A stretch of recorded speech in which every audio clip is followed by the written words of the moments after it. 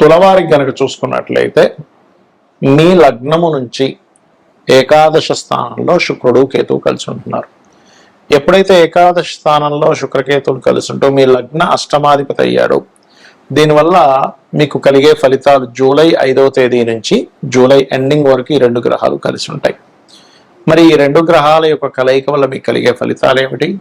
మీ యొక్క జన్మజాతకంలో పర్సనల్ చార్ట్లో ఈ గ్రహాలు కనుక ఏదైనా భావంలో కలిసి ఉంటే ఎటువంటి ఫలితాలు వస్తాయి, ఏ దేవత ఆరాధన చేయాలి, ఎటువంటి విషయాల పట్ల మీరు జాగ్రత్తగా ఉండాలి అనేటువంటి అంశాలు చెప్తుంది నేనైనప్పటికీ చెప్పిస్తుంది సాక్షాత్ లలిత అమ్మవారిగా భావిస్తూ ఆ లలితాంబిక అమ్మవారి యొక్క అనుగ్రహం మీకు పరిపూర్ణంగా కలగాలని మనస్ఫూర్తి కోరుకుంటూ, ఇక్కడ మీకు లగ్న అష్టమాధిపతి మీ లగ్నానికి శుభుడే, కానీ అగ్నితత్వ రాశుల్లో శత్రుగ్రహమైనటువంటి కేతుగ్రహంతో కలిసి ఉన్నందుకు వాహనాల మీద వెళ్ళేటప్పుడు జాగ్రత్తగా ఉండాలి. కానీ ఇన్సూరెన్సెస్ రిలేటెడ్ సంబంధించిన విషయాలు జాగ్రత్తగా చూసి చేయాలి, గుర్తుపెట్టుకోండి. ఎందుకంటే ఇన్సూరెన్స్ సంబంధించిన విషయాల్లో కొన్ని రాంగ్ స్టెప్స్ పడుతూ ఉంటాయి ఒక్కోసారి. అటువంటి విషయాల పట్ల చాలా కేర్గా ఉండాలి, గుర్తుపెట్టుకోండి. అదేవిధంగా మరొక విషయం ఏంటంటే ఇక్కడ గమనించినట్లయితే మీరు కొన్నిసార్లు చూడండి, మనం కొన్ని సీక్రెట్ విషయాలు తెలుస్తూ ఉంటాయి. అదేవిధంగా కొంత రీసెర్చెస్ సంబంధించిన పిహెచ్డీ చేస్తూ ఉంటారు. ఇటువంటి విషయాల్లో కొన్ని ఆటంకాలు జరుగుతూ ఉంటాయి, గుర్తుపెట్టుకోండి.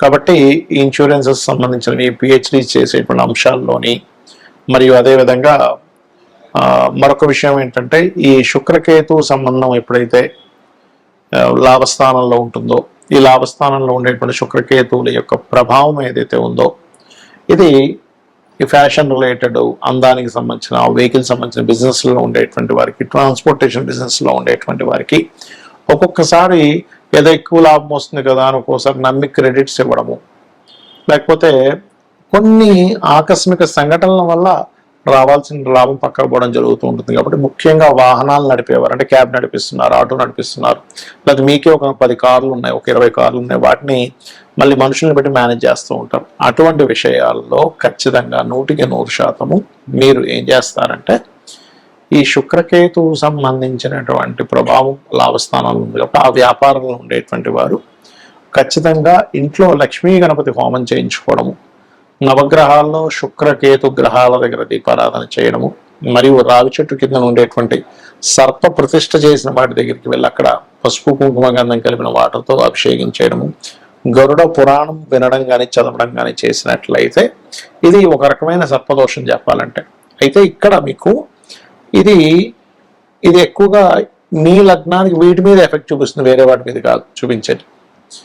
ఈ కన్స్ట్రక్షన్ ఫీల్డ్లో ఉండే వాళ్ళు కూడా ఒక్కొక్కసారి కొన్ని రాంగ్ స్టెప్స్ పడుతూ ఉంటాయి అంచనా వేసే విషయంలో. కాబట్టి ఈ విషయాల్లో జాగ్రత్తగా ఉండండి, అన్ని విధాలా మీకు బాగుంటుంది. ఈ శుక్రకేతువుల యొక్క ఏదైతే కాంబినేషన్ ఉంటుందో ఇది చూడండి, ఒక్కొక్కసారి మీ పర్సనల్ చార్ట్లో ఉంటుంది. అది స్త్రీలకు ఉంటే ఒక రకమైన ఫలితం ఇస్తుంది, పురుషులకైతే ఒక రకమైన ఫలితం ఇస్తుంది. మీ లగ్నం ఏదైందో, మీ లగ్నానికి శుక్రుడు ఎన్నో అధిపతి, శుక్రకేతువులు ఏ భావంలో కలిసి ఉన్నారు అనే దాని మీద ఫలితాలు మారిపోతూ ఉంటాయి. జనరల్గా తీసుకుంటే శుక్రుడు ధనకారకుడు, శుక్రుడు వివాహానికి కారకుడు, శుక్రుడు వాహనానికి కారకుడు, గృహానికి కారకుడు, స్త్రీమూర్తికి కారకుడు శుక్రుడు. మరి ఈ యొక్క విషయాల్లో ఆటంకం కలుగుతుందా కలగదా అనేటువంటిదంతా కూడా మీకు ఆ మహాదశ వస్తుందా రాలేదా, రానుందా, అయిపోయిందా, చిన్నప్పుడు అయిపోయింది శుక్ర మహాదశ కేతు దశ. ఉదాహరణకి వీళ్ళు ఏ భరణి నక్షత్రంలో పుట్టారు, లేకపోతే పుబ్బా నక్షత్రంలో పుట్టారు, పూర్వాషాఢ నక్షత్రంలో జన్మించారు. అలాంటి సమయంలో ఏ 4వ పాదంలో పుట్టారు అనుకోండి, చిన్నప్పుడు అయిపోతుంది. ఇంకా దశలు అయిపోతున్నా కొద్దీ దాని తర్వాత వచ్చేటువంటి రవిదశ, చంద్రదశ, కుజదశ, రాహుదశ, ఇలా దశలు గడుస్తున్నా కొద్దీ దాని ఎఫెక్ట్ ఎక్కువగా ఉంటుంది. అంటే మీరు ముందుగా అర్థం చేసుకోవాల్సింది ఈ కాంబినేషన్ ఉన్నప్పుడు అసలు ఆ కాంబినేషన్ ఏ భావంలో ఉంది, మీ లగ్నానికి ఎన్నో భావాధిపతి అవుతున్నాడు శుక్రుడు, మరియు ఎంత డిస్టెన్స్ ఉంది శుక్రుడికి కేతువుకి. శుక్రుడు ఏ 1 డిగ్రీలో ఉంది, ఎక్కడో ఆ యొక్క రాహు కేతు ఏ 30 డిగ్రీస్లోనే ఉన్నాడు, లేకపోతే 10 డిగ్రీస్ దాటిపోయి ఉన్నారు, అప్పుడు కూడా ఎఫెక్ట్ ఎక్కువగా ఉండదు. ఏక నక్షత్రం కాకుండా డిఫరెంట్ నక్షత్రాల్లో ఉంటే కూడా ప్రభావం తగ్గుతుంది, గుర్తుపెట్టుకోండి. అలాగే మరొక విషయం ఏంటంటే ఇది ఎన్నో భావంలో ఉందో చూసుకోవాలి. 2వ భావంలో ఉన్నాడు, చాలా క్లోజ్ కంజంక్షన్లో, అప్పుడు మీరు ఎట్టి పరిస్థితుల్లో మీరు ధనంగా ఎవరికైనా ఇచ్చారంటే తిరిగి రాదు, గుర్తుపెట్టుకోండి. మూడో భావంలో ఉన్నాడు. మీరు స్త్రీలతో ఎవరితో కమ్యూనికేట్ చేసేటప్పుడు జాగ్రత్తగా ఉండాలి. ఒకవేళ లగ్నంలో ఉన్నాడు, అలాంటప్పుడు ఏంటి వాళ్ళకి కొన్నిసార్లు దాని లగ్నంలో ఉండే సర్పదోషం కింద చెప్తారు. ఎందుకంటే శుక్రకేతు is also one of the సర్పదోష. దీనికి రావి చెట్టు చుట్టూ ప్రదక్షిణాలు చేయడము, సర్పసూక్త పారాయణం చేయడము, లేనట్లయితే మనకి ఈ గరుడ పురాణం చదవడము, ఇలాంటివి చేసుకుంటూ ఉంటారు. ఒకవేళ నాలుగో భావంలో ఉందనుకోండి, అప్పుడు ఆ పర్టికులర్గా అంటే శుక్ర మహర్దశలు లేదా అంతర్దశలు, కేతు మహర్దశలు అంతర్దశల్లో ప్రత్యేకంగా ఇక్కడ ఈ ఏదైతే ఈ నాలుగో భావంలో ఉన్నదో శుక్రకేతువులు, వివాహం విషయంలో ఏడో భావంలో ఉంటే ఎలా ఇబ్బందిస్తుందో, నాలుగో భావం అనేటువంటిది వాహనము, గృహము, అంటే గృహం తీసుకోవాలి, వాహనం తీసుకోవాలి, వేరే పేరు మీద తీసుకోకపోవడమే మంచిది. పర్టికులర్గా మహాదశలు అంతర్దశలు ఎందుకు కొంతమంది ఒక పలానా గృహం కొనుక్కున్న తర్వాత పలానా వాహనం కొనుక్కున్నాక ఎందుకు వాళ్ళకి ఫెయిల్యూర్ అవుతుంది, ఎందుకు వాళ్ళు కొనుక్కున్న తర్వాత కష్టాలు వస్తాయంటే ఇది కారణం.